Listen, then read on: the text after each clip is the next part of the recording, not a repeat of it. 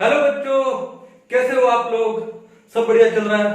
तो हम लोग क्या पढ़ रहे थे? क्रैश कोर्स में एटॉमिक स्ट्रक्चर पढ़ रहे थे और आज उसका है लेक्चर नंबर 3। बड़े आराम से पढ़ेंगे, टेंशन नहीं लेना बिल्कुल भी।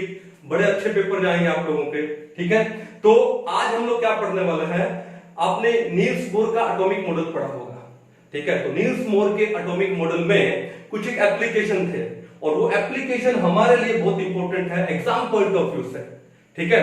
तो हम लोग पहले वो पढ़ते हुए एप्लीकेशन क्या थे और उसके बाद मैं आपको एक छोटा सा क्या बताऊंगा, ट्रिक बताऊंगा उसको याद रखने का। क्लियर है? तो अपनी अपनी नोटबुक ओपन कर लो और जो जो इंपॉर्टेंट पॉइंट्स लगते हैं उसको नोट डाउन कर लीजिएगा, लेकिन पहले अच्छे से समझिएगा। ओके, तो क्या हम लोग पढ़ रहे हैं यहां पर?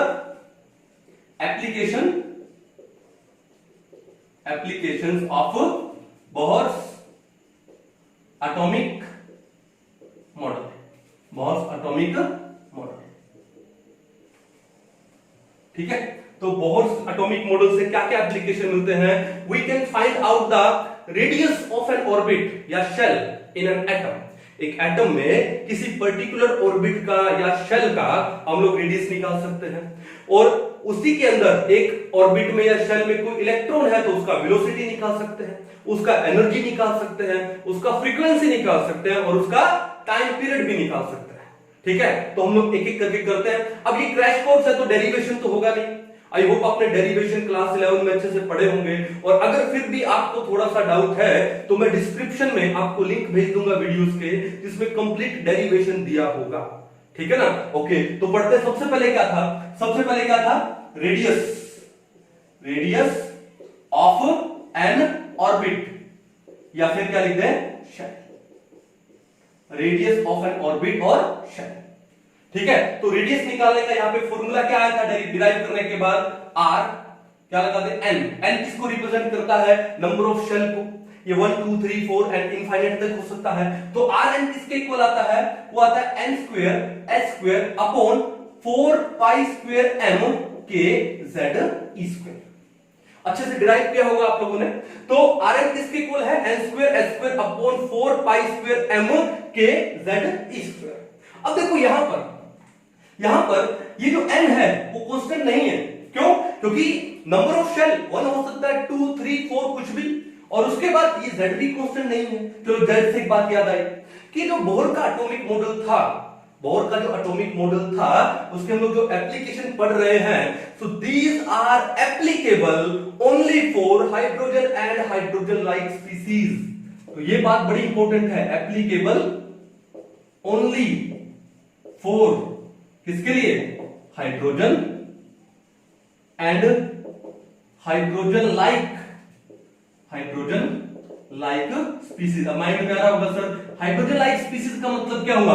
अरे हाइड्रोजन के अंदर कितने इलेक्ट्रॉन होते हैं? एक। तो वो स्पीसीज जिसमें सिर्फ एक इलेक्ट्रॉन हो यानी single electron species. Hydrogen like species का मतलब क्या हुआ? सिंगल इलेक्ट्रॉन स्पीसीज हुआ। अब सिंगल इलेक्ट्रॉन स्पीसीज कौन सा है? जैसे मान लो आपके पास हो गया He+। अब हीलियम में 2 इलेक्ट्रॉन होते हैं, मैंने लिया He+, एक इलेक्ट्रॉन निकाल दिया तो एक ही तो बचा। उसके बाद लिथियम Li+2, Be+3 एक्सेट्रा। तो these are hydrogen like species. तो ये जो बोहर का एटॉमिक मॉडल था, हम लोग एप्लीकेशन पढ़ रहे हैं, these are applicable only and only for hydrogen and hydrogen like species. बोले तो सिंगल इलेक्ट्रॉन स्पीसीज के लिए ही एप्लीकेबल था। कहानी क्लियर है? चलो, तो रेडियस निकालने का फॉर्मूला क्या है? N square s square upon 4 pi square m k z e square. अब यहां पर n है वो कांस्टेंट नहीं है और यहां पर z है वो भी कांस्टेंट नहीं है। देखो इलेक्ट्रॉन तो सिंगल स्पीसीज इलेक्ट्रॉन है, लेकिन z क्या बताता है? Number of proton, atomic number. अब भैया He+ में इलेक्ट्रॉन तो एक ही है, लेकिन इसका जो एटॉमिक नंबर है वो कितना है? 2 होगा ना। एटॉमिक नंबर क्या होता है? Number of proton. आपने इलेक्ट्रॉन निकाला है, प्रोटॉन थोड़ी निकाला है, ठीक है? सिमिलरली लिथियम का Z कितना होगा? 3 होगा। ओके, बेरिलियम का कितना हो जाएगा? 4 हो जाएगा। हाइड्रोजन का कितना है? 1 है एंड सो। तो ये n स्क्वायर और z ये कांस्टेंट नहीं है, यहाँ पे ये कांस्टेंट यहाँ पे नहीं है, तो इनको अलग कर लेते हैं। अलग करने के बाद बाकी क्या बचा? h square. h क्या होता है? प्लैंक्स कांस्टेंट, वैल्यू फिक्स है। फिर 4 कांस्टेंट है, पाई भी कांस्टेंट है, m क्या है? Mass of electron. कितना आता है? 9.1 into 10 to raise minus 31 kilogram या 10 to raise minus 28 gram. Okay, उसके बाद के ये भी कांस्टेंट है, 9 into 10 to raise 9 newton metre square पर कूलम स्क्वायर, और ई का वैल्यू भी कांस्टेंट है। तो ये सारी वैल्यू जो कांस्टेंट है अगर उनको पुट कर दें और फिर कैलकुलेट करें तो वो जो वैल्यूज है वो हमारे पास कितनी आती है, 0.529 into 10 to raise -8, और किसमें आता है, सेंटीमीटर में आता है। और फिर और क्या बचा आपके पास, n स्क्वायर अपॉन में z बचा। क्या बचा, n स्क्वायर अपॉन z, और ये किसमें आ गया, सेंटीमीटर। वैल्यू कितनी आती है, 0.529 into 10 to raise -8 into n square upon z centimetre. अब देखो 10 to raise -8 सेंटीमीटर तो क्या लिखेंगे, एंगस्ट्रॉम। 1 एंगस्ट्रॉम कितना होता है, 10 to raise -8 सेंटीमीटर बोलो या 10 to raise -10 मीटर बोलो, एक ही बात है। तो 10 to raise -8 सेंटीमीटर को हटा के हम लोग क्या लिख देंगे यहाँ पे, एंगस्ट्रॉम। तो ये वैल्यू कितनी हो गई, Rn किसके इक्वल हो गया, आपका Rn हो गया 0.529 into n स्क्वायर अपॉन में z, और ये किसमें आ गया, एंगस्ट्रॉम में आ गया। किसमें आ गया, एंगस्ट्रॉम। अब आपको क्या याद रखना है यहाँ पर कि भैया किसके मल्टीप्लाई में है, n स्क्वायर अपॉन z। देखो नॉर्मली क्या होता है, हम यही चीज भूल जाते हैं। अब वहां पर 1 मिनट है क्वेश्चन के लिए, 1 मिनट है, अब उस 1 मिनट में पूरा डिराइव थोड़ी करेंगे आप लोग, ठीक है। अब ये वैल्यू याद होना बहुत जरूरी है, कितना, इनटू में क्या है, n स्क्वायर अपॉन में z। कई बार क्या कंफ्यूज हो जाता है कि n square upon z square होगा या z अपॉन n होगा या n अपॉन z होगा। तो इस चीज को याद रखना, इस चीज को याद रखने के लिए मैं आपको ट्रिक बताऊंगा इसके बाद, ठीक है। चलो ये तो था रेडियस का। अब इसके ऊपर क्वेश्चन क्या हो सकता है, जैसे मान लो एक क्वेश्चन हो गया, क्या हो गया, what will be the radius of third orbit of, क्या लिखें, Li प्लस 2, ठीक है, I।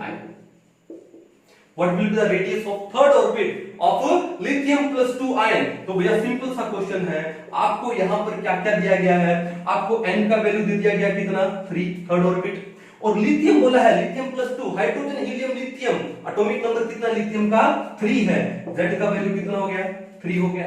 बस ये दो वैल्यू आपको दे दी, आपको क्या चाहिए, n और z ही तो चाहिए, वैल्यू पुट करो। तो r कितना है, 3 थर्ड ऑर्बिट है, ठीक है। किसकी इक्वल हो जाएगा, 0.529 into n स्क्वायर। अब n का स्क्वायर, 3 का स्क्वायर करोगे कितना आएगा, 9 अपॉन में z कितना है, 3 काटोगे तो कितना आएगा, 3। 0.529 into 3, इसको आप सोल्व कर सकते हो, 9 3 जा 27, 2 बचा, 6 और 2 8, 5 3 जा 15, तो ये आपके पास आ गया कितना, 1.587, 1.587, और किसमें आ गया, एंगस्ट्रॉम में। तो radius of third orbit of Li plus 2 ion कितना होता है, 1.587 एंगस्ट्रॉम होता है। क्लियर है, आपको n का वैल्यू मिल जाए, z का वैल्यू मिल जाए, फॉर्मूला में पुट कीजिए, आंसर निकालिए। बट एक चीज याद रखिएगा, क्या, it is applicable only and only for hydrogen and hydrogen like species. Clear है, कोई इशू नहीं, कर लोगे, मिटा दो इसको। तो पहला जो एप्लीकेशन था वो किसका था, रेडियस का था, रेडियस ऑफ एन ऑर्बिट, ठीक है, वो हम लोगों ने निकाल लिया। Rn किसके इक्वल है, 0.529 into n square upon z। अब आते हैं हम लोग किसके ऊपर, दूसरे एप्लीकेशन के ऊपर। किसके ऊपर, दूसरे एप्लीकेशन। कहां लिखूं, यहां लिख दूं, चलो यहां लिखते हैं। तो दूसरा एप्लीकेशन क्या है, रेडियस के बाद हम लोग क्या निकाल सकते हैं, velocity of an electron, velocity of an electron in an orbit. क्या निकाल सकते हैं, velocity of an electron in an orbit. और ये वेलोसिटी का पूरा आपने डेरिवेशन किया होगा, बड़ा मजेदार डेरिवेशन है रेडियस का, और उसी से आ जाता है किसका, वेलोसिटी का, और उसी से आ जाएगा एनर्जी का, और एनर्जी से आ जाएगा फ्रीक्वेंसी और टाइम पीरियड का, सिंपल सा। तो वेलोसिटी निकालने का क्या डेरिवेशन था, ये था Vn। वेलोसिटी किसके इक्वल आती है, यहां पर वेलोसिटी आती है क्या, 2 पाई के z e स्क्वायर अपॉन में nh। अच्छे से ये आपने पढ़ा होगा वहां पे। तो वेलोसिटी किसके इक्वल आता है, 2 पाई के z e स्क्वायर अपॉन में nh। अब देखो यहां पर भी एक बात आ जाती है, क्या, कि यहां पर ये z और n ये कांस्टेंट नहीं है, बट बाकी जितने भी टर्म्स है यहाँ पे, जैसे 2 पाई के e स्क्वायर h, सारे के सारे क्या है, कांस्टेंट है। वैल्यू पुट करो, कैलकुलेट करो, तो कैलकुलेट करोगे तो हमारे पास ये कितना आएगा, 2.188 इनटू में क्या रहा, z बाय n, ठीक है, और इनटू में क्या होगा, 10 to raise 8, 2.188 into 10 to raise 8 into z bye n, और ये किसमें आ जाता है सेंटीमीटर पर सेकंड में। किसमें आता है सेंटीमीटर पर सेकंड में, सेंटीमीटर पर सेकंड में। अगर लाइट की स्पीड होती तो लाइट की स्पीड कितनी होती है 3 इंटू 10 टू रेज 8 मीटर पर सेकंड। मींस लाइट की स्पीड यहां पर इससे मोर देन 100 टाइम्स ज्यादा है। मोर देन क्या है 100 टाइम्स ज्यादा है। ठीक है, तो कितना आता है ये 2.188 into 10 to raise 8 into z bye n centimetre पर सेकंड। क्लियर है? ओके, तो अब आपको यहां पर याद क्या रखना है कि भैया आपने इस 2.188 इंटू 10 टू रेज 8 को मल्टीप्लाई किससे किया है z बाय n। ठीक है, अगर आपसे क्वेश्चन पूछ लिया जाए what will be the velocity of an electron which is revolving in the third orbit of Li plus 2i, तो कुछ नहीं करना, 2.188 into 10 to raise 8 third orbit बोला है तो n का value 3 of Li plus 2i, lithium के लिए z का वैल्यू कितना होता है 3 होता है, तो 3/3 कैंसिल आउट हो गया, तो वेलोसिटी कितनी आएगी 2.188 इंटू 10 टू रेज 8 सेंटीमीटर पर सेकंड। So simple. क्लियर है? तो ये भी इजी था। चलो अब आगे चलते हैं थोड़ा सा। जो थर्ड एप्लीकेशन है इसको मिटा दो, hydrogen and hydrogen like species, ये तो समझ गए होंगे अच्छे से। क्या है, स्पेस की थोड़ी कमी पड़ रही है यहां। चलिए अब थर्ड एप्लीकेशन क्या है, नंबर 3। नंबर 3 क्या आता है energy, energy of an electron in an orbit, और ऑर्बिट को हम लोग क्या बोलते हैं शेल भी बोलते हैं। थर्ड एप्लीकेशन क्या है energy of an electron in an orbit, और ये हमारे पास कैसे आता है En किसके इक्वल आता है -2π² m k square z square E4 upon में n² s²। क्या आता है -2π² m k square z square E4 upon n² s²। Simple सा था। अब बात ये होता है कि सर ये माइनस साइन किसको शो करता है, माइनस साइन शो करता है, नेगेटिव साइन इंडिकेट करता है attraction of electron towards nucleus. ठीक है, negative sign indicates the attraction of electron towards nucleus. अगर यही साइन पॉजिटिव हो जाएगा तो अट्रैक्शन नहीं होगा, तो नेगेटिव साइन अट्रैक्शन को इंडिकेट करता है इलेक्ट्रॉन का किसके टुवर्ड्स न्यूक्लियस को। क्लियर है? अब यहां पर भी देखो, यहां पर ये z² अपॉन में n², ये वैल्यू कांस्टेंट नहीं है, लेकिन बाकी जितनी भी वैल्यू है 2π² m k², उसके बाद E4 s², सारी की सारी वैल्यूज क्या है कांस्टेंट है। सारी वैल्यू पुट करो और पुट करने के बाद कैलकुलेट करो, और कैलकुलेट करते हैं तो हमारे पास ये वैल्यूज कितनी आती है -13.6। उसके बाद फिर आता है z² अपॉन में n², z² अपॉन में n², और किसके यूनिट क्या हो जाएंगे, वो हो जाएंगे क्या इलेक्ट्रॉन वोल्ट। क्या हो जाएंगे इलेक्ट्रॉन वोल्ट। एक एटम का निकाल रहे हैं तो ये हो जाएगा क्या पर एटम। तो क्या है हमारे पास En किसके इक्वल आया -13.6 into z² upon n² electron volt पर एटम। अब इसको हम लोग जूल में भी ले सकते हैं। अब हमको पता है कि एक इलेक्ट्रॉन वोल्ट किसके इक्वल होता है 1.6 इंटू 10 टू रेज -19 जूल के इक्वल होता है। एक इलेक्ट्रॉन वोल्ट में कितने जूल होते हैं 1.6 इंटू 10 टू रेज -19 जूल है। तो अब यह बात ऐसा है, इलेक्ट्रॉन वोल्ट की जगह अगर मैं ये वैल्यू पुट करूं तो जूल में आ जाएगा। मींस आपको 13.6 जो माइनस का है उसको मल्टीप्लाई करना है 1.6 इंटू 10 टू रेज -19, तो आपके पास यही वैल्यू वो कितनी आ जाएगी, -21.69 इंटू में क्या है z² अपॉन में n², और ये 10 की पावर कितनी है -90। भाई 13.6 को 1.6 से मल्टीप्लाई करोगे तो कुछ 21.69 आता है इंटू 10 टू रेज -90 तो है इंटू z² अपॉन n², और ये किस में आ गया आपके पास जूल में आ गया। और आपसे वैल्यू किसी में भी पूछी जाए, चाहे जूल में पूछी जाए तो जूल में वैल्यू दे दोगे, और अगर आपसे इलेक्ट्रॉन वोल्ट में पूछी जाए तो -13.6 इंटू z² अपॉन n² तो है। सिंपल था। क्या याद रखना है यहां पर, क्या याद रखोगे z² अपॉन में n², और ये जो नेगेटिव साइन है वो किसको इंडिकेट करता है attraction of electron towards nucleus. अब मेरा आपसे क्वेश्चन है, क्वेश्चन ये है कि एक इलेक्ट्रॉन का मैक्सिमम एनर्जी कितना हो सकता है। What can be the maximum energy of an electron? ठीक है, सोच के देखिए 2 मिनट। आपने 11th में या फिर अगर आपने रिपीट किया है तो वहां पर अच्छे से डिटेल में पढ़ा होगा एक इलेक्ट्रॉन का मैक्सिमम एनर्जी कितना हो सकता है, सोचिए। ठीक है, होपफुली आपने सोच लिया होगा। तो भैया बात ऐसा है, एक इलेक्ट्रॉन का मैक्सिमम एनर्जी हो सकता है कितना? 0। कितना? 0। कहां पर होगा? इनफाइनाइट पर होगा। इफ एन इलेक्ट्रॉन, मान लो ये न्यूक्लियस है और ये इलेक्ट्रॉन इसके राउंड रिवॉल्व कर रहा है।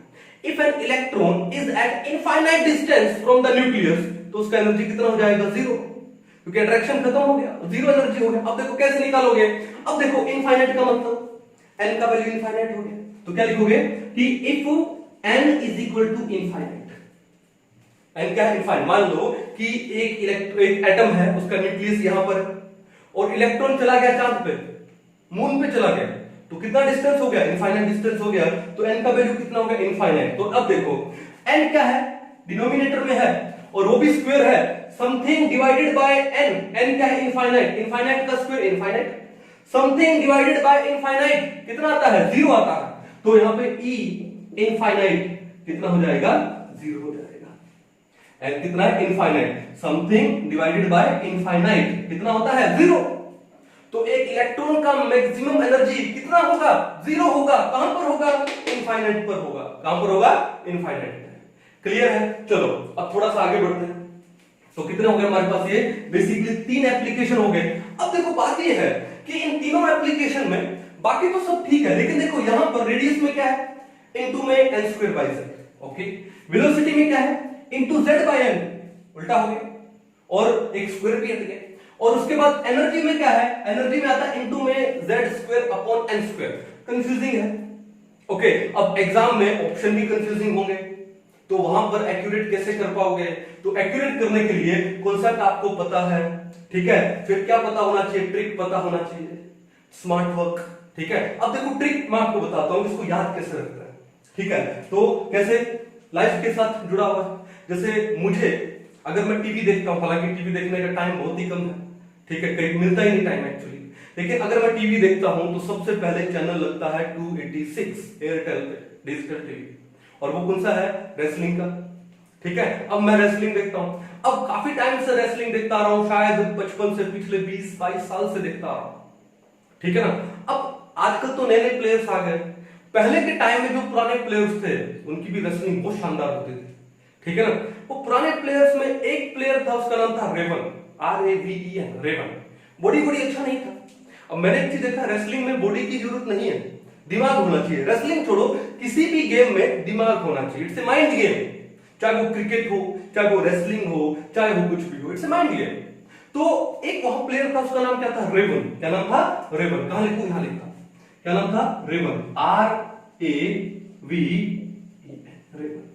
मैंने देखा कि उस रेवन का बॉडी नहीं था, लेकिन उसका जो विजन था ना, विजन वो बहुत शानदार था। ठीक है, विजन का मतलब मैं नजरों से बात नहीं कर रहा हूं, यानी दूरदृष्टि बड़ी अच्छी थी। जैसे मान लो कोई प्लेयर उसके ऊपर गिरना चाहता है, उसको मारने के लिए, तो वो साइड में हट जाता था। तो ये विजन होना भी बहुत जरूरी है। तो रेवन का विजन बहुत शानदार था। ठीक है, अब विजन की स्पेलिंग क्या होती है? VISION, लेकिन हम लोग यहां पे बात करें किसकी? शॉर्ट। तो शॉर्ट में विजन लिखो, VZN, विजन। तो देखो रेवन, VZN। क्लियर है? तो आप क्या रखोगे? रेवन का विजन। अब देखो ध्यान से, आरए का मतलब क्या हुआ भैया? रेडियस हुआ। आरए का मतलब क्या हुआ? रेडियस। वी का मतलब क्या हुआ?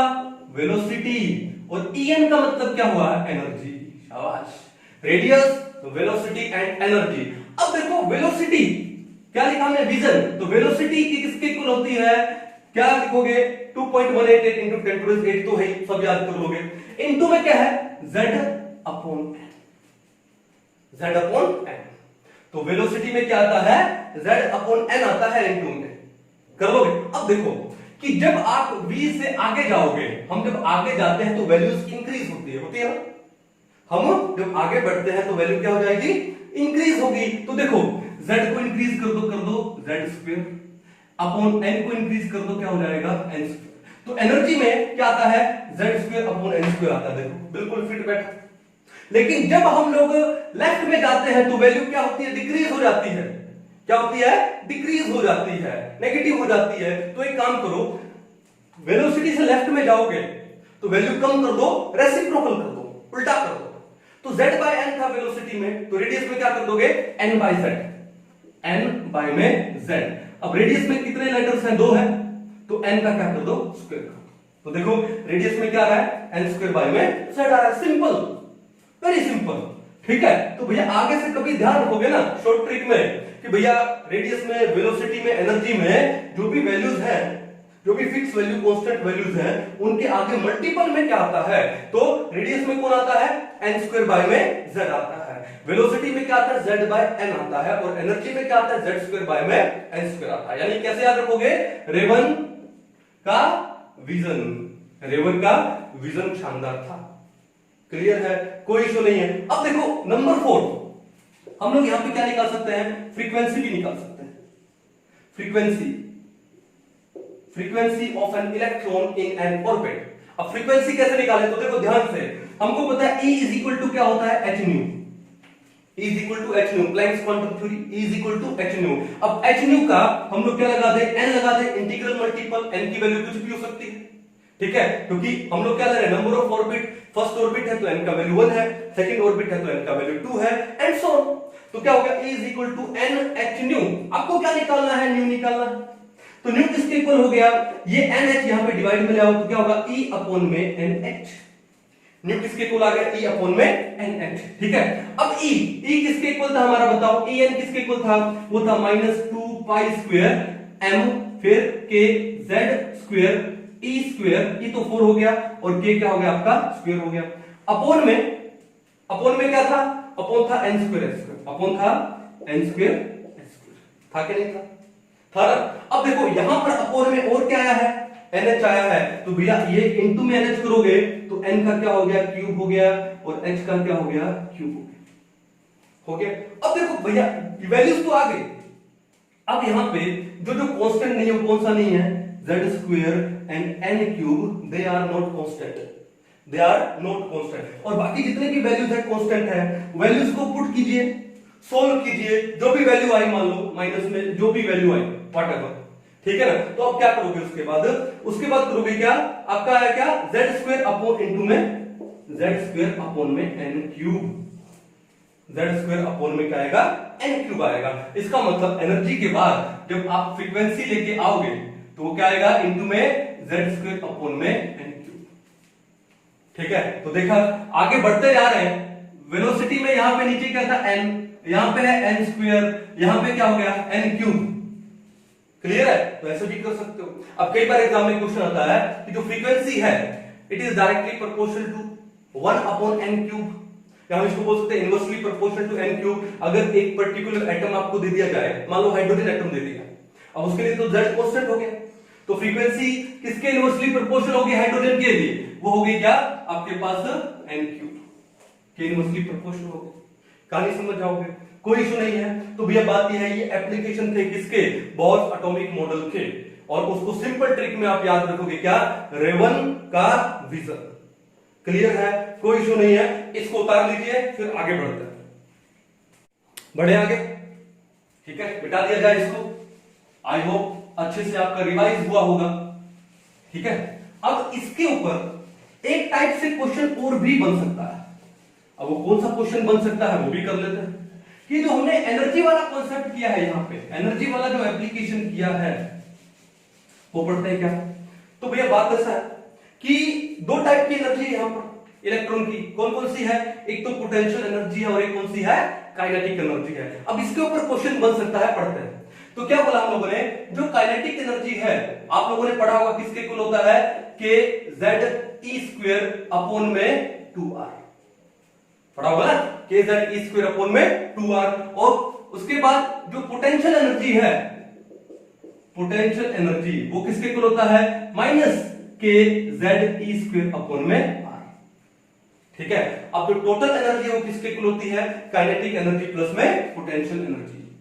Total energy is equal to kinetic energy plus में पोटेंशियल एनर्जी, यही तो होता है। काइनेटिक एनर्जी कितनी है, वो है के जेड ई स्क्वायर अपॉन में 2r, और पोटेंशियल एनर्जी कितनी है, माइनस प्लस माइनस क्या हो गया, माइनस हो गया, के जेड ई स्क्वायर अपॉन में r। ओके, जब आप एलसीएम लोगे तो कितना आएगा एलसीएम, 2r आएगा, ठीक है, 2r से 2r कैंसिल, क्या बचा, ये बचा आपके पास kz² माइनस में 2r को r से डिवाइड करो कितना आएगा 2, और 2 को इससे मल्टीप्लाई करोगे तो आएगा 2kz²।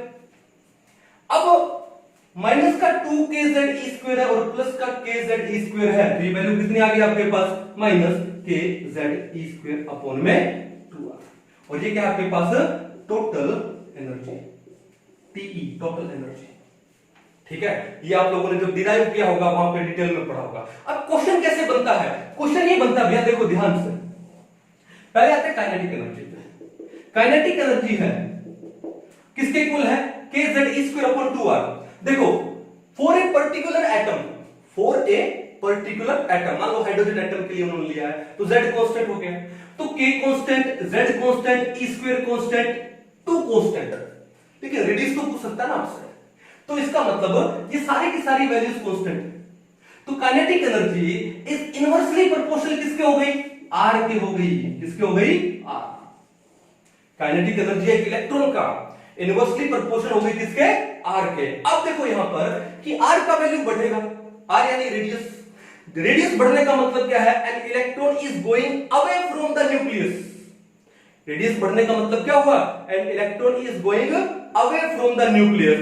अगर रेडियस बढ़ा, एक इलेक्ट्रॉन न्यूक्लियस से दूर गया, रेडियस बढ़ने से काइनेटिक एनर्जी क्या हो जाएगी, कम हो जाएगी। तो यहां पर क्वेश्चन आ सकता है कि रेडियस इंक्रीज हो रहा है तो काइनेटिक एनर्जी क्या हो रही है, डिक्रीज हो रही है, एंड वाइस वर्सा।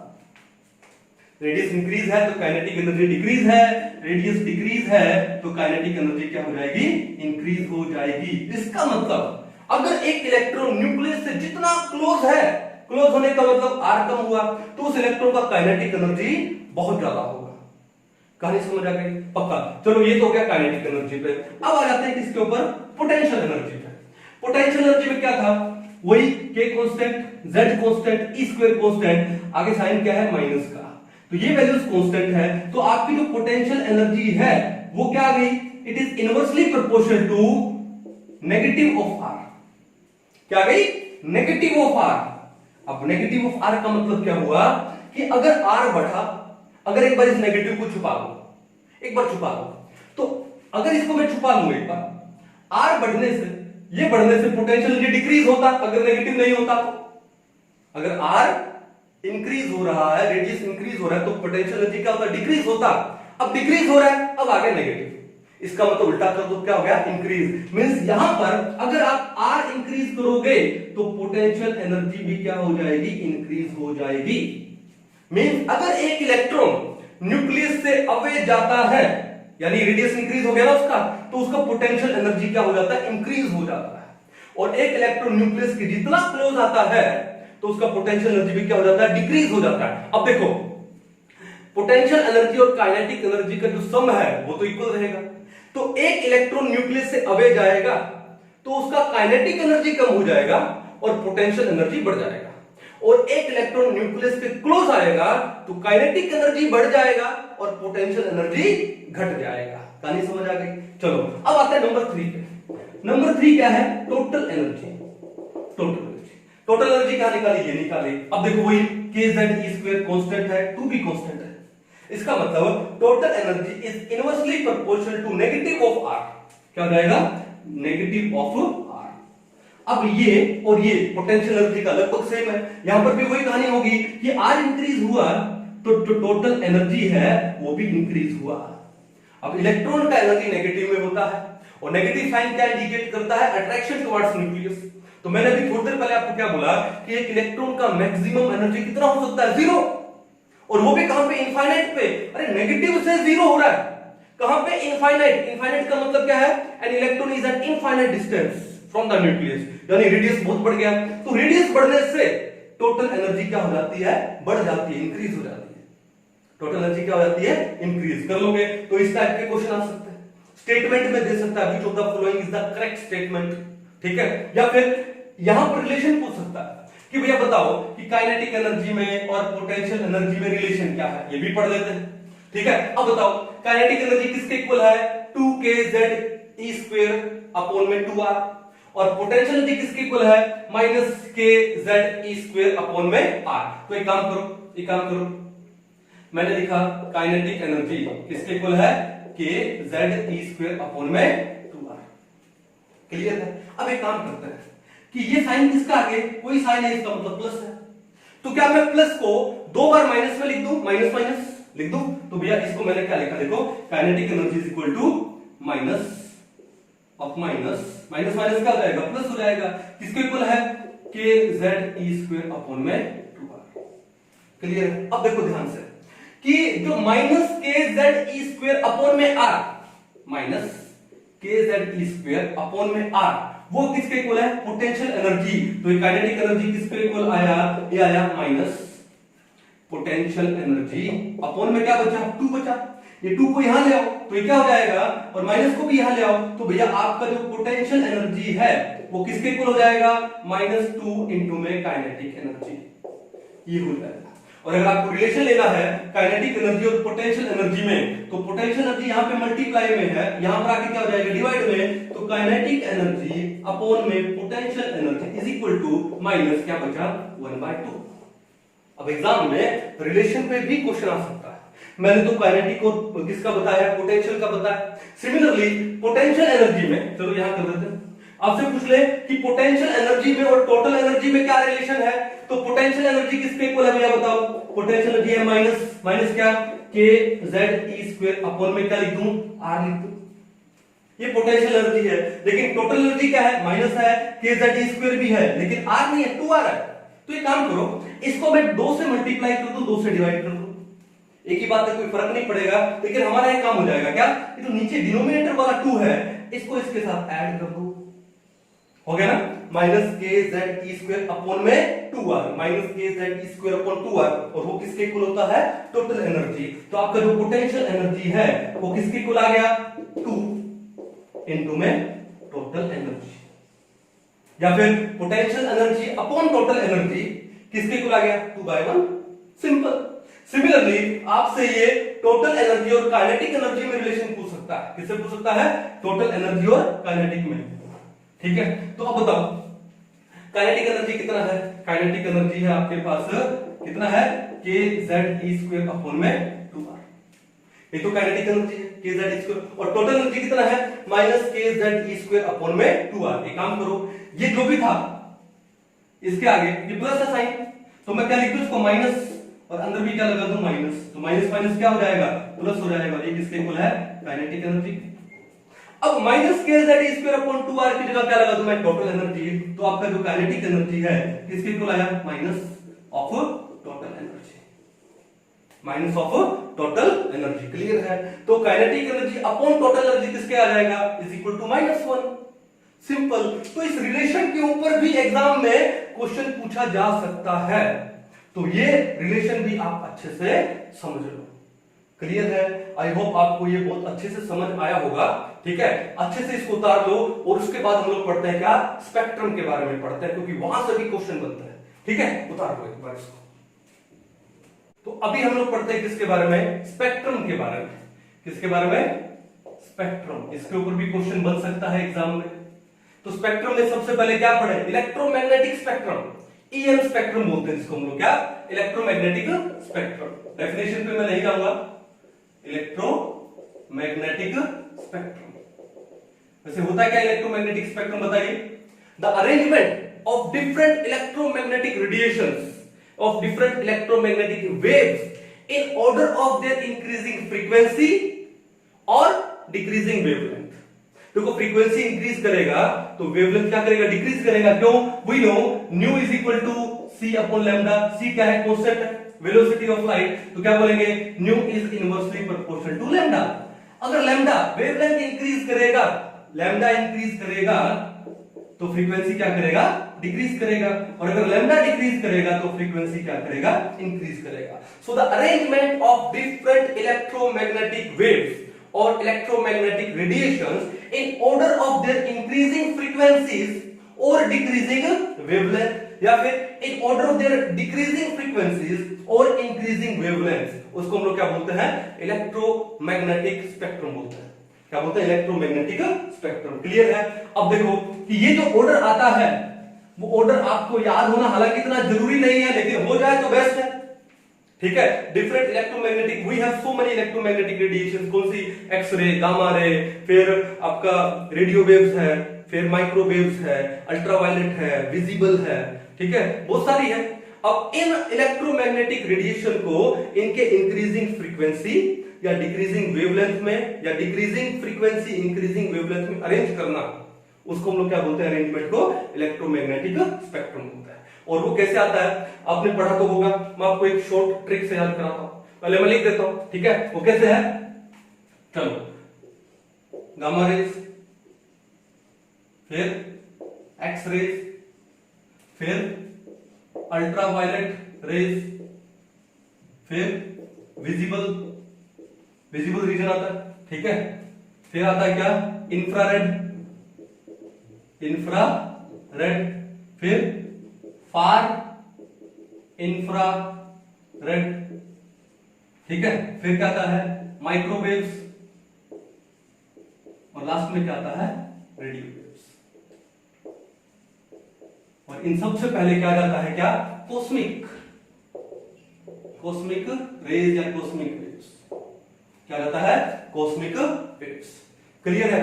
अब क्या है, इन सब में किसका फ्रीक्वेंसी ज्यादा होगा, किसका फ्रीक्वेंसी ज्यादा होगा, तो फ्रीक्वेंसी ज्यादा होगा किसका, कॉस्मिक वेव्स का। क्या होगा, कॉस्मिक वेव्स का। कैसे, देखो हमको पता है E is equal to h nu, Planck's quantum theory, या फिर क्या है, E is directly proportional to nu. Frequency उसी वेव का ज्यादा होता है जिसका एनर्जी ज्यादा होता है, और कॉस्मिक वेव्स का एनर्जी ज्यादा होता है। और ये जो रेडियो वेव्स है उनका एनर्जी क्या होता है, कम होता है। एनर्जी कम होगा तो फ्रीक्वेंसी कम होगा, और फ्रीक्वेंसी है it is inversely proportional to क्या, वेवलेंथ। तो फ्रीक्वेंसी अगर कम है तो उसका वेवलेंथ क्या होगा, ज्यादा होगा। तो रेडियो वेव्स का वेवलेंथ ज्यादा होता है। देखा होगा आपने पुराने टाइम में हमारे ग्रैंडफादर के पास या ग्रैंडमदर के पास, जैसे मेरी ग्रैंडमदर के पास एक रेडियो होता था। ठीक है। तो वो रेडियो में कई बार आपने देखा जब आप चैनल चेंज करते हो तो वो फ्रीक्वेंसी कैच करता है, कई बार बीच में वाले फिर कहीं पे, कहीं दूर जब दिन ढल जाए, तो गाने चलते हैं ना। ठीक है। इसका मतलब कि वो रेडियो टावर तो काफी दूर होगा ना, उस रेडियो टावर से सिग्नल कैच कर रहा है। ठीक है। वेवलेंथ ज्यादा होगा तभी तो, और बीच में वो ये ऐसे साउंड आता है, इसका मतलब क्या, फ्रीक्वेंसी कम है। क्या है, फ्रीक्वेंसी कम है। ठीक है। तो ये कहानी समझिए। दूसरी बात, एक्सरे पे आ जाओ। ये एक्सरे है, हमारी बॉडी के आर पार हो जाती है। आपने कभी खुद का, किसी रिलेटिव का अपने घर में, दोस्तों में देखा होगा कि एक्सरे करवाया, एक्सरे को देखा भी होगा। हम तो क्या, जब सोलर इक्लिप्स को देखते हैं उस एक्सरे से। ठीक है। तो एक्सरेज है वो हमारी बॉडी को पेनिट्रेट कर जाती है, क्यों, उनकी एनर्जी ज्यादा है। तो एक्सरे की एनर्जी ज्यादा है, इसका मतलब फ्रीक्वेंसी ज्यादा है। तो वही क्या, रेडियो वेव्स हमारी बॉडी को पेनिट्रेट कर जाती है, नो, क्योंकि उनका एनर्जी कम है, यानी फ्रीक्वेंसी कम है, और फ्रीक्वेंसी कम होने का मतलब उसका वेवलेंथ क्या है, ज्यादा है। तभी तो एक कोई 10 किलोमीटर दूर रेडियो टावर लगा है, वहां से भी वेवलेंथ इतनी ज्यादा है कि हल्की हल्की फ्रीक्वेंसी कैच कर ही लेगा, वो गाना बज ही जाएगा। क्लियर है। चलो, तो ये ऑर्डर था किसका, फ्रीक्वेंसी का। मैं लिख देता हूं यहां पे, फ्रीक्वेंसी ज्यादा किसकी होती है, कॉस्मिक वेव्स की, ग्रेटर देन किसे, gamma rays, X rays, ultraviolet, visible, infrared, far infrared, microwaves, और लास्ट में क्या आता है, रेडियो वेव। अगर ये फ्रीक्वेंसी का ऑर्डर है तो भैया इसका रिवर्स कर दो, वो किसका ऑर्डर हो जाएगा, वेवलेंथ का ऑर्डर हो जाएगा। क्या हो जाएगा, वेवलेंथ का। क्लियर है। अब ये ऑर्डर आपको याद हो जाता है तो बेस्ट है, नहीं याद होता तो कोई इशू है नहीं, लेकिन मैं क्या बोल रहा हूं, याद हो जाता है तो बेस्ट है। अब इसको याद कैसे करें, मैं जल्दी में एक शॉर्ट ट्रिक बताता हूं। शॉर्ट ट्रिक क्या बताते हैं कि भैया हरियाणा में पला बड़ा, मारवाड़ी हूं, राजस्थान से जन्म है, लेकिन हरियाणा में पूरा स्कूलिंग वगैरह एजुकेशन सब हरियाणा में हुआ है। और हरियाणा में जहां पर हुआ है वो पंजाब के टच में है, बॉर्डर पे है। तो मेरे जो बहुत सारे फ्रेंड्स थे वो पंजाबी थे, और मैंने 6th क्लास में जो आपको 3rd सब्जेक्ट लेना होता है लैंग्वेज, तो मैंने वो पंजाबी लिया था। तो मैंने पंजाबी बहुत चंगी होंगी पक्का। तो हूं एक गल दसना तुहानू मैं। अच्छा, अब आपको मैं एक बात बताता हूं। तो क्या था कि पंजाब में मैंने एक चीज देखा है। ठीक है। पंजाब के अंदर आप जैसे जाओगे, सुना होगा ना खाना, पंजाब का खाना डिलीशियस, मक्खन डाल देते हैं उसके अंदर, लस्सी बस्सी, है ना। और पंजाब के अंदर आपने गाड़ियां देखी होंगी, हमर ये वो। एक पंजाबी आदमी बड़ा सिंपल रहता है, ट्रैक्टर चलाएगा, लेकिन घर में आप देखना उसके लगभग ऑडी की सीरीज मिलेगी मोस्टली के, ठीक है ना। चलो अब बात यह है कि हमारा भी एक फ्रेंड था, ठीक है, पंजाबी था।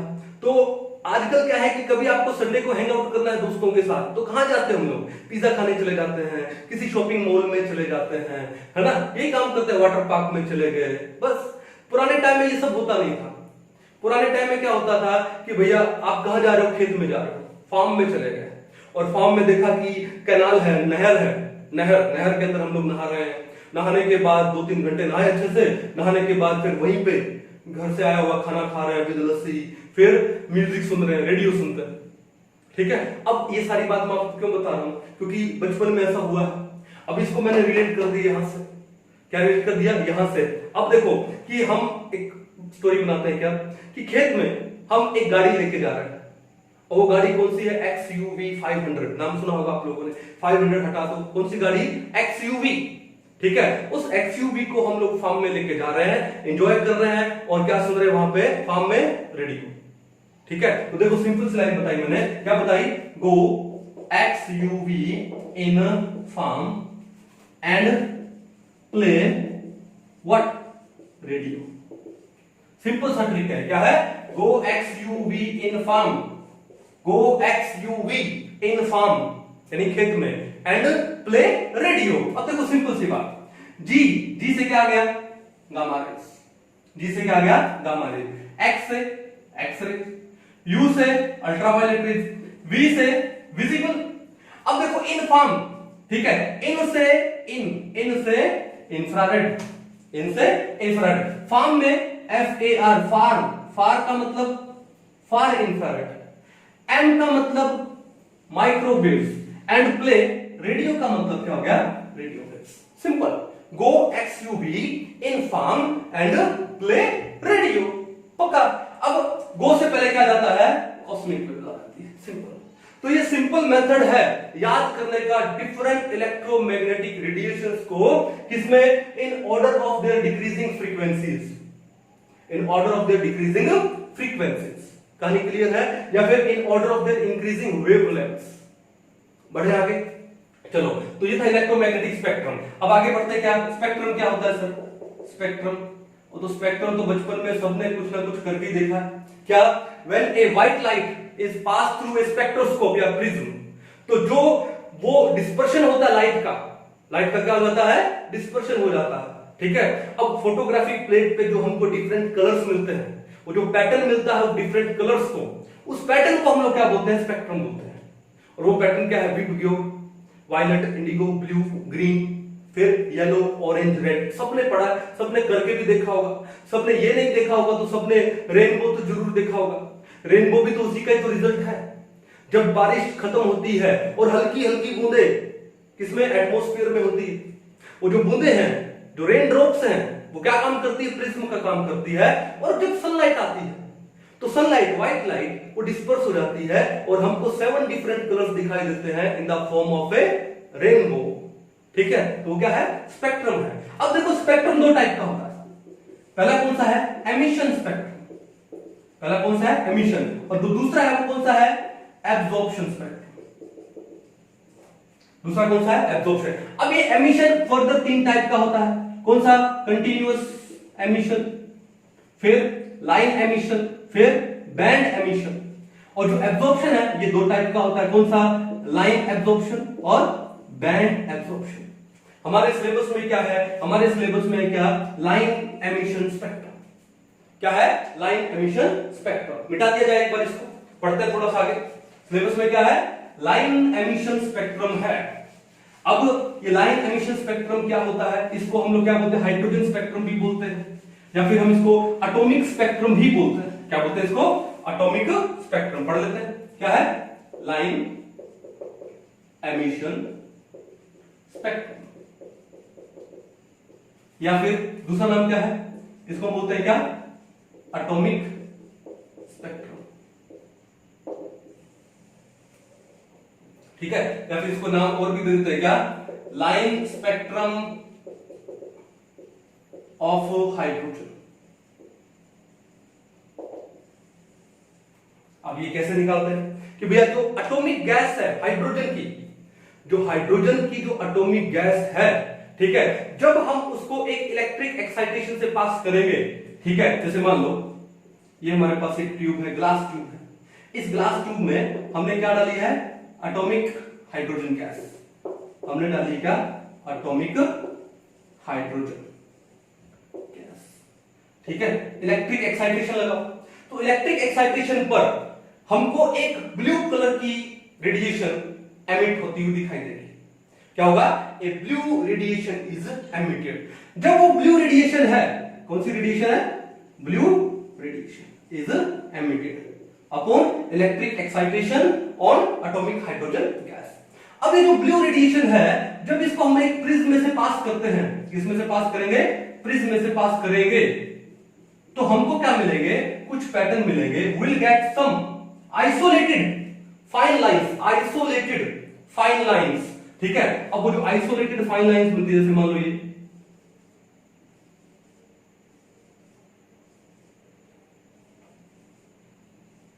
ठीक है, ये जो आइसोलेटेड फाइन लाइंस मिली हमको, ठीक है, इनको हम लोग क्या बोलते हैं, लाइन मिली ना, इसलिए हम इसको क्या बोलते हैं, लाइन स्पेक्ट्रम, इसलिए हम इसको क्या बोलते हैं, लाइन स्पेक्ट्रम बोलते हैं।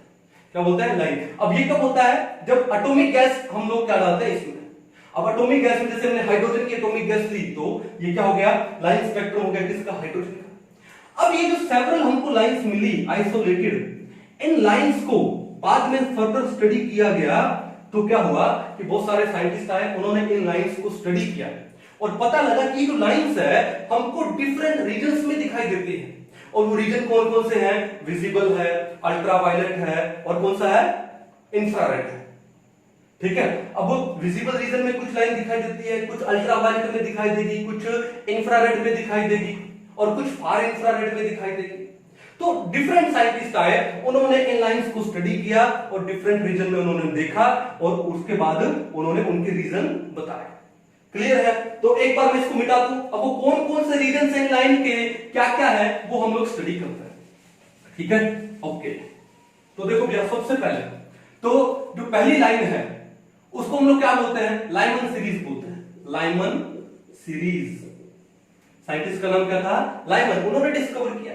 दूसरी लाइन को क्या बोलेंगे, बामर, बामर सीरीज, ठीक है, ओके। फिर पास्टल, ये बहुत अच्छे से आपने 11th में पढ़ा होगा, लाइमन, बामर, पास्टल। फिर क्या आता है, ब्रैकेट, क्या आता है, ब्रैकेट सीरीज।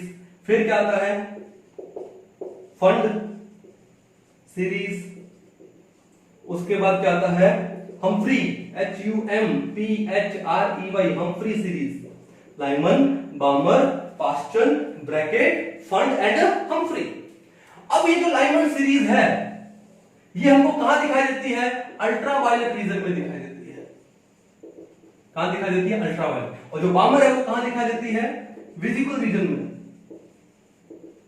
कहां दिखाई देती है, विजिबल रीजन में, ठीक है। और pastel series infrared,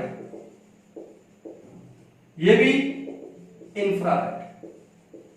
fund series भी इंफ्रारेड, क्योंकि जो इंफ्रारेड रीजन है बहुत बड़ा रीजन है भैया, इंफ्रारेड रीजन है, आप देखिएगा बहुत बड़ा रीजन है ये। उसके बाद हम्फ्री किसमें दिखाई देती है, फार इंफ्रारेड में दिखाई देती है, किसमें, फार इंफ्रारेड। अब यहां पर एक क्वेश्चन जनरेट हो गया कि सबसे पहले कौन सी सीरीज मिली होगी, कौन सी सीरीज दिखाई दी गई होगी। तो भैया सबसे पहले दिखाई दी होगी कौन सी, बामर सीरीज। क्यों, सबसे पहले उन्होंने, साइंटिस्ट लोगों ने विजिबल रीजन में तो देखा होगा, जो हम लोग देख सकते हैं नेकेड आई से, तो विजिबल रीजन सबसे पहले देखा होगा, तो सबसे पहले बामर सीरीज मिली होगी। अब उसके बाद में दूसरे रीजन ट्राई किए गए, तो फिर अल्ट्रावायलेट मिली, और बाद में ये infrared and far infrared. Clear है। अब देखो ये तो हो गए रीजन। अब उसके बाद आते हैं कि ये जो लाइमन सीरीज है, ये जो लाइमन सीरीज है, तो उसके लिए जो N1 की वैल्यू क्या है, N1 ग्राउंड स्टेट। N1 का मतलब क्या है, ग्राउंड स्टेट, ग्राउंड स्टेट। तो लाइमन के लिए जो N1 है वो कितना होता है, 1 होता है। बामर के लिए 2 होता है, पास्टल के लिए 3, ब्रैकेट के लिए 4, फंड के लिए 5 और हम्फ्री के लिए 6। This is the ground state. फिर आती है एक्साइटेड स्टेट, ठीक है। तो एक्साइटेड स्टेट, लाइमन के लिए जो एक्साइटेड स्टेट है वो क्या होगी, N2 हो गई। अब ग्राउंड 1 है तो 1 को छोड़ के बाकी जितने भी है सारे के सारे क्या एक्साइटेड है, क्या हो जाएगा 2 3 4 अप टू इनफाइनाइट। और यहां पर ये ग्राउंड स्टेट अगर 2 है किसके लिए, बामर के लिए, तो एक्साइटेड कितनी हो गई 3 4 5 अप टू इनफाइनाइट। इसके लिए 3 है तो 4 5 6 अप टू इनफाइनाइट। देन ये 4 है ग्राउंड स्टेट ब्रैकेट के लिए, तो एक्साइटेड क्या हो जाएगी, क्या हो जाएगी 5 6 7 अप टू इनफाइनाइट। यहां पर ये हो जाएगा 5 तो ये हो जाएगा क्या 6 7 8 अप टू इनफाइनाइट। और ये 6 है ग्राउंड स्टेट, तो एक्साइटेड कितनी हो जाएगी 7 8 9 अप टू इनफाइनाइट। सिंपल सा था, कोई दिक्कत नहीं है। अब उसके बाद बात ये आती है, एक साइंटिस्ट था उसका नाम था रिडबर्ग।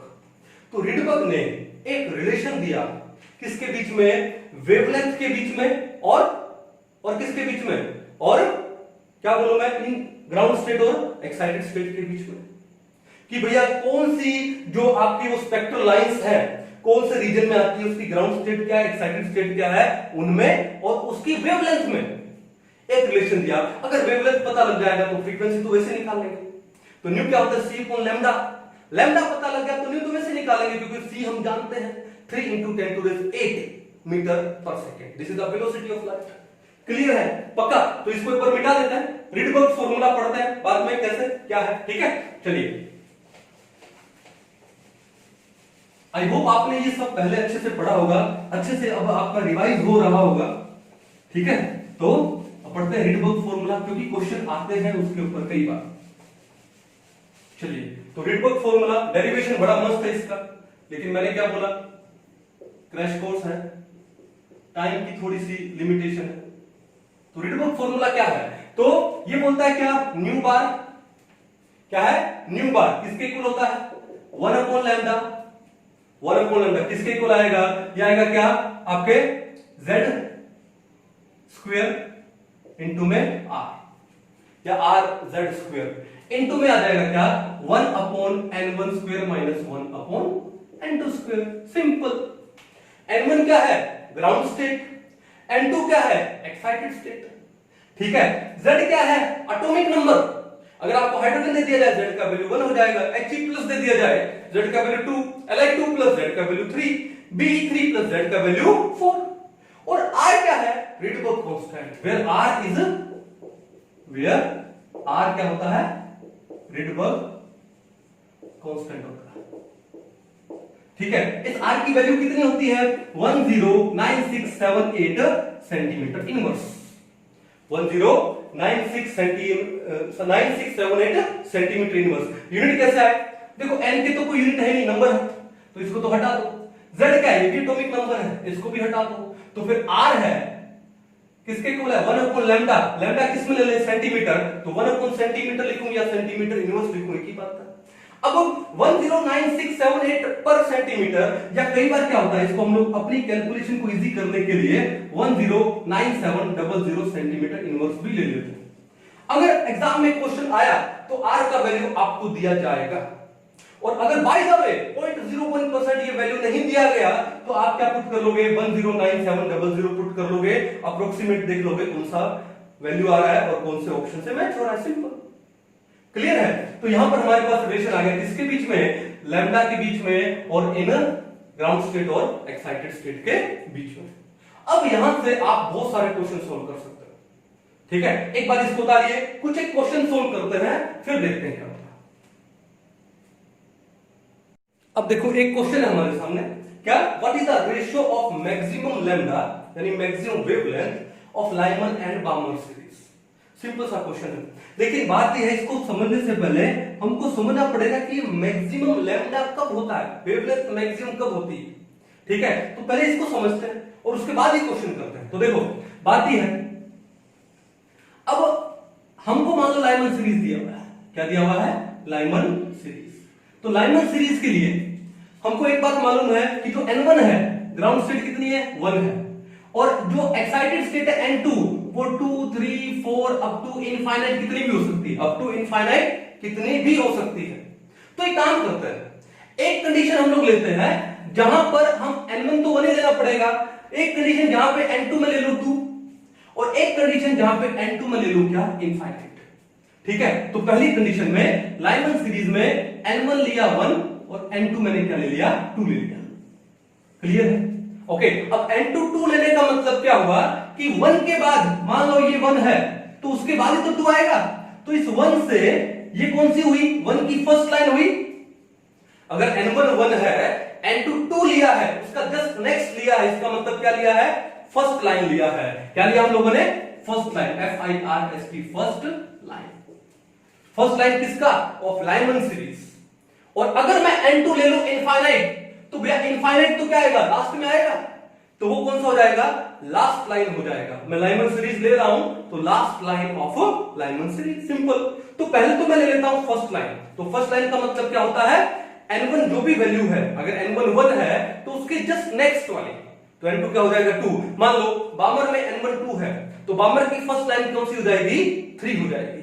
n2 कितना हो जाएगा, 3, क्यों, n1 कितना है बामर के लिए, 2, और 2 का नेक्स्ट कौन सा हुआ, 3 हुआ, तो बामर की फर्स्ट लाइन कौन सी हो जाएगी, 3 हो जाएगी। और लास्ट लाइन किसकी है, इनफाइनाइट है, वो लाइमन हो, बामर हो, पास्टन हो, कोई भी हो, लास्ट लाइन तो कौन सी है, इनफाइनाइट। तो हम लोग सबसे पहले निकालते हैं फर्स्ट लाइन के लिए, किसके लिए, लाइमन सीरीज के लिए। और हमको यहाँ पे लाइमन और बामर पूछा गया, हमारा पर्पस भी सोल्व हो जाएगा। तो देखो कैसे निकालना, रिडबर्ग ने क्या फॉर्मूला दिया, 1/λ इज इक्वल टू क्या, R/Z²। और ये सारा काम किसके लिए कर रहे हैं हम लोग, मान लो हाइड्रोजन एटम के लिए कर रहे हैं। किसके लिए कर रहे हैं, फॉर हाइड्रोजन एटम। मैंने इसलिए लिखा क्योंकि हाइड्रोजन के लिए Z का वैल्यू कितना हो जाएगा, 1 हो जाएगा, प्रॉब्लम सॉल्व। तो रिडबर्ग फॉर्मूला क्या बोलता है, 1/λ equal to RZ² into 1/n1² minus 1/n2²। यही तो फॉर्मूला। अब देखो 1/λ इज इक्वल टू R, और हाइड्रोजन के लिए Z कितना है, 1, ओके, इनटू 1/n1 की वैल्यू कितनी है, 1, तो 1 का स्क्वायर 1 आएगा, 1/n2 का वैल्यू कितना है, 2, और 2 का स्क्वायर कितना आ जाएगा, 4। सोल्व करते हैं इसको, 1/λ इज इक्वल टू क्या आ गया, R इनटू ये क्या है 1 माइनस ये क्या है 1/4, और 1 माइनस 1/4 कितना होता है, 3/4। तो आपके पास ये क्या आ गया, ये आ गया R इंटू 3/4, यानी 3/4R, 1/λ है, 1/λ। अब देखो लैम्डा तो रेसिप्रोकलाइज्ड है ना, तो इसको रिवर्स करोगे, तो क्या आएगा, 1/λ को लिखा मैंने लैम्डा, तो ये भी रिवर्स हो जाएगा, तो ये क्या होगा, 4/3R। क्या आएगा, 4/3R। अब देखो ये जो R को तो पढ़ा रहने दो, तो वैल्यू क्या आती है, 4/3। तो लैम्डा आपके पास कितना आ गया, ये आ गया 4/3, यानी 1.33/R। ठीक है, ओके। अब बात ये थी, ये तो थी फर्स्ट लाइन। अब निकालते हैं लास्ट लाइन के लिए, किसके लिए, वही लाइमन सीरीज के लिए, नंबर 2। किसके लिए निकाल रहे हैं, लास्ट लाइन के लिए। लास्ट लाइन के लिए n1 कितना है, n1 तो 1 है, लाइमन के लिए n1 1 ही होता है, और लास्ट लाइन है तो n2 कितना हो जाएगा, इनफाइनाइट हो जाएगा। n2 कितना है, इनफाइनाइट। तो आपका ये 1/λ डायरेक्ट कर दे, R Z कितना है, 1 है, तो Z का स्क्वायर क्या हो जाएगा, 1 हो जाएगा, तो ये आ जाएगा R इनटू क्या है, 1/1 स्क्वायर कितना है, 1 माइनस 1/इनफाइनाइट स्क्वायर। n2 की जगह क्या लगा दिया, इनफाइनाइट, और इनफाइनाइट का स्क्वायर कितना हो गया, इनफाइनाइट। तो 1/इनफाइनाइट कितना होता है, 0। समथिंग डिवाइडेड बाय इनफाइनाइट कितना होता है, 0। तो ये आ गया आपका 1 माइनस 0। 1 माइनस 0 कितना होता है, 1। 1 को R से मल्टीप्लाई करो, कितना आएगा, R, कितना आएगा, R। लैम्डा निकालना है तो लैम्डा कितना हो जाएगा, ये हो जाएगा 1/R। कितना हो जाएगा, 1/R। अब आप ऊपर देखो, जब फर्स्ट लाइन थी तो लैम्डा कितना था, 1.33/R था, 1.33/R। और जब लास्ट लाइन थी तो लैम्डा कितना था, लैम्डा है 1/R। अब डिवाइडेड बाय R को एक बार साइड में रख दो, सेम है। तो अगर लास्ट लाइन थी तो वैल्यू आ रही थी 1, और अगर फर्स्ट लाइन थी तो वैल्यू आ रही थी 1.33। तो लैम्डा का वैल्यू सबसे ज्यादा कब आता है, फर्स्ट लाइन में आता है भाई, ऑब्वियसली 1.33 इज ग्रेटर देन 1।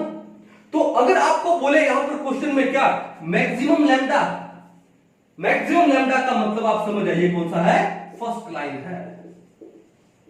लेकिन अगर आपको बोले मिनिमम लैम्डा, मतलब समझ आइए कौन सा है, लास्ट लाइन है। कौन सा है, लास्ट लाइन। कहानी समझ गए, समझ आओगे यहां से, ठीक है। अब देखो क्वेश्चन क्या है, what is the ratio of maximum lambda of Lyman and Balmer series? आपको निकालना है lambda of Lyman upon lambda of बामर।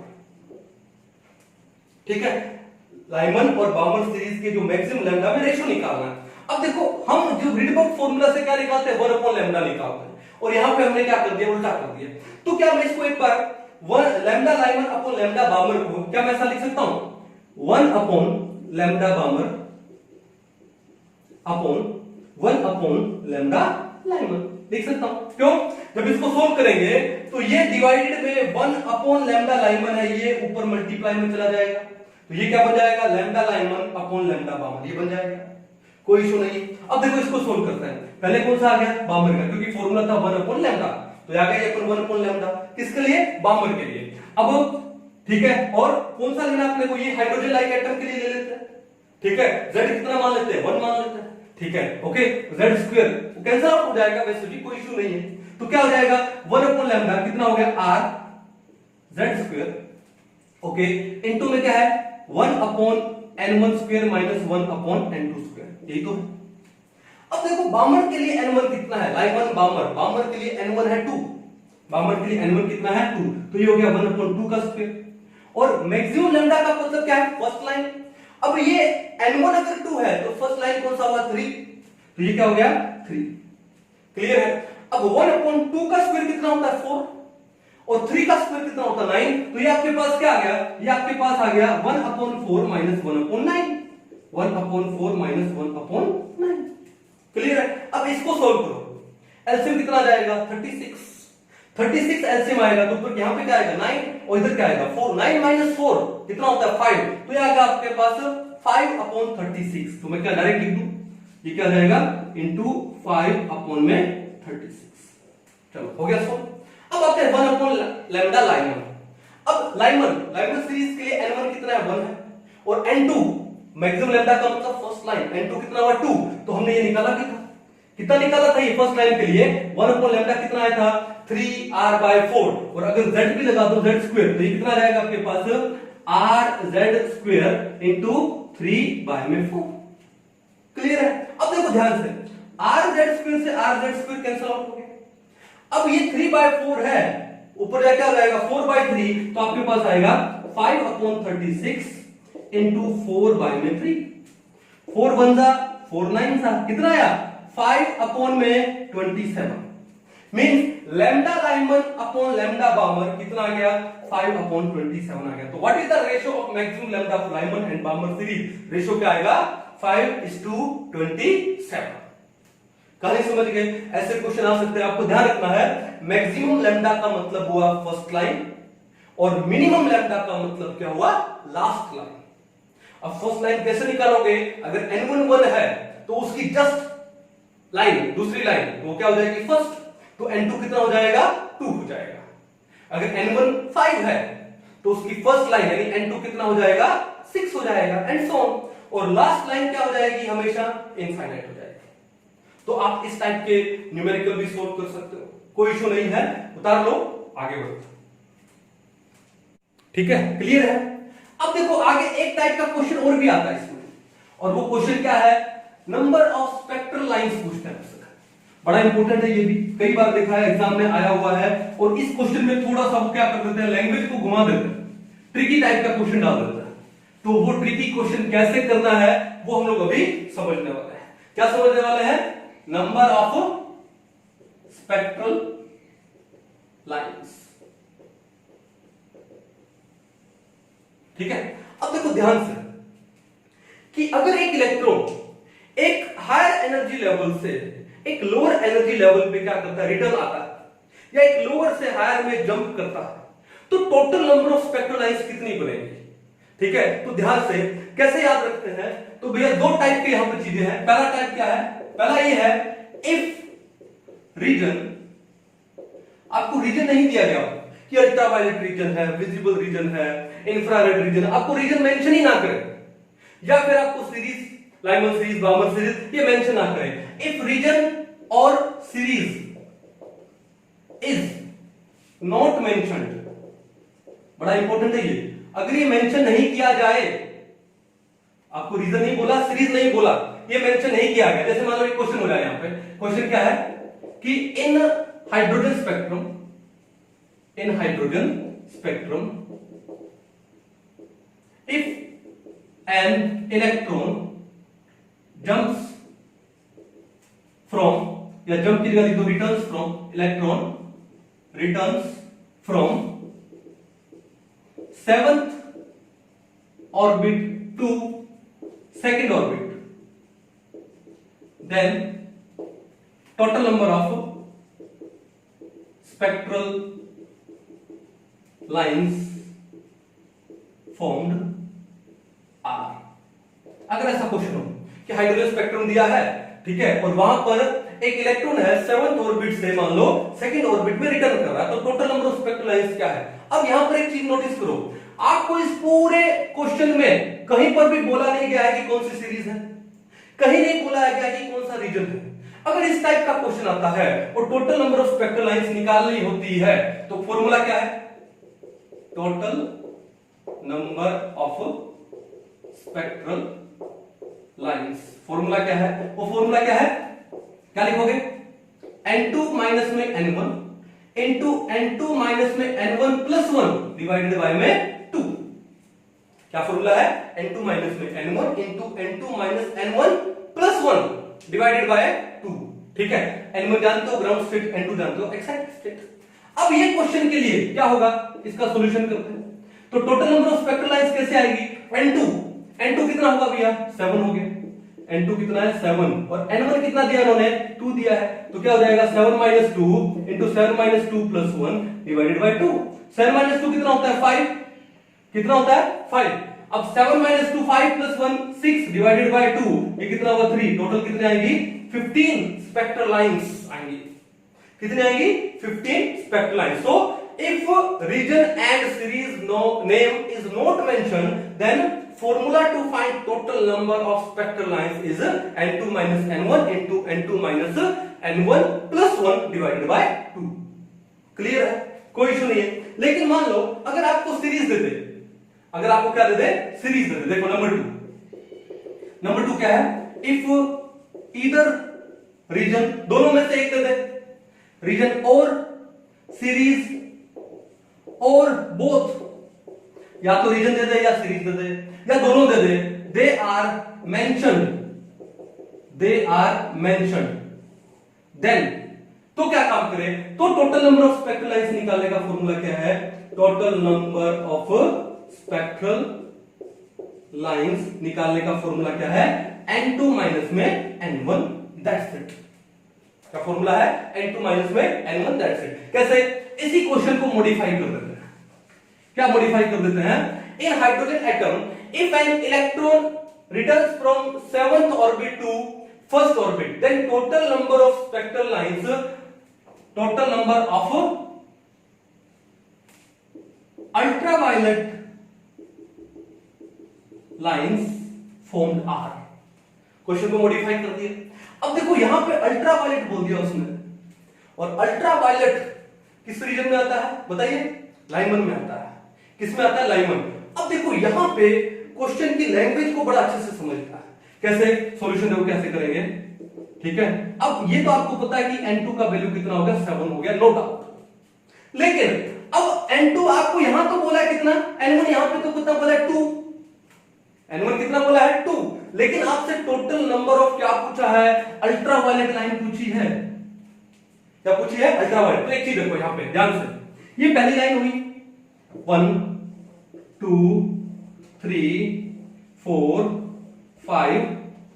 5 के बाद 6 और ये क्या हुआ 7, यही तो हुआ। ठीक है, n2 कितना दिया आपको, 7 दिया है, यही तो हुआ। अब क्वेश्चन में बोला है कि इलेक्ट्रॉन 7 से 2nd ऑर्बिट में आ रहा है, 7 से कहां पर आ रहा है, 2nd ऑर्बिट में आ रहा है, यही तो पूछा आपसे। 7 से 2nd है, फिर कैसे आएगा, येलो येलो येलो, यही तो है। टोटल कितनी लाइंस आनी चाहिए, 7 से 2nd में आता तो 1 2 3 4 5, कितनी लाइन आनी चाहिए 5, n2 माइनस n1 करूं, 7 माइनस 2 करूं 5। लेकिन ये सेकंड लाइन कौन सी है, लाइमन बामर सीरीज है, ये कौन सी है, बामर सीरीज। पहली कौन सी है? लाइमन है। अब लाइमन सीरीज वो किस में आती है? अल्ट्रावायलेट रीजन में आती है। और बाइमर किस में आती है? विजिबल में आती है। अब क्वेश्चन में बोला कि जो इलेक्ट्रॉन रिटर्न कर रहा है 7th ऑर्बिट से 2nd ऑर्बिट में। ओके, तो अल्ट्रावायलेट में कितनी लाइंस आई? तो भैया एक बात देखो, जितनी भी लाइंस फॉल कर रही हैं वो लाइन कहां पर आएंगी भैया? ये सारी लाइन आएंगी कहां पे? विजिबल रीजन में। कितनी? 5। तो अल्ट्रावायलेट रीजन में आपको क्या मिला? तंबूरा, कुछ नहीं मिला। अल्ट्रावायलेट रीजन पे कितनी स्पेक्ट्रल लाइंस फॉल हुई? 0। आंसर क्या आएगा इसका? इसका आंसर आएगा क्या? 0। ठीक है, क्यों? क्योंकि टोटल आपको 5 लाइंस मिली हैं। कब? 7 से 2nd में। लेकिन आपसे पूछा अल्ट्रावायलेट लाइंस, अल्ट्रावायलेट रीजन पे तो लाइन आई नहीं, क्योंकि 2nd किसका था? विजिबल रीजन था। सारी की सारी स्पेक्ट्रल लाइंस कहां पर आई?